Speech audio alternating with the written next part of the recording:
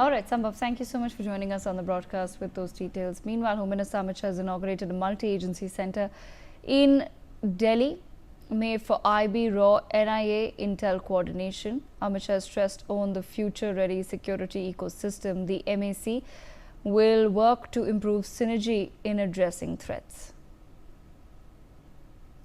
My colleague Sanjay Sharma with us on the broadcast. Sanjay, big decision there taken by the Home Minister who's inaugurated the MAC, which has been made for multi-agency coordination. Take our viewers through the details, please.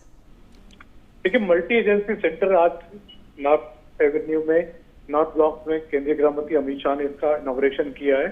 और इसकी जरूरत क्यों पड़ी है बताते हुए गृह मंत्री अमित शाह ने ये बात भी कही कि ऑपरेशन सिंधु पे जो अंजाम दिया था, जो सटीक तरीके से जो इन्फॉर्मेशन मिली और उस सटीकता से एयरफोर्स ने, भारत की एयरफोर्स ने कार्रवाई की।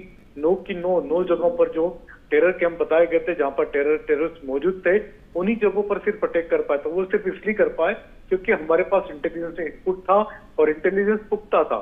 तो पुख्ता इंटेलिजेंस सबसे बड़ी सफलता की कहानी वही गढ़ता है क्योंकि उसी के आधार पर हमारी फोर्सेस एक्ट कर पाए, उस पर कार्रवाई कर पाए।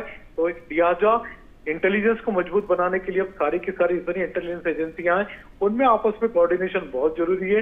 इसलिए इंटेलिजेंस एजेंसी हो, चाहे रॉ हो, चाहे एनआईए हो, चाहे मिलिट्री इंटेलिजेंस हो, सभी एजेंसियों को एक ही जगह पर, एक ही छत के नीचे ला करके ये सेंटर खड़ा किया गया है।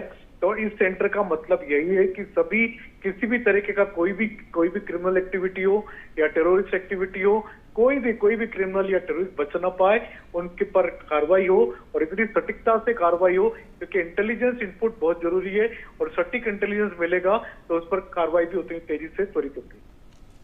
Okay, Sanjay, thank you so much for joining us on the broadcast with those details.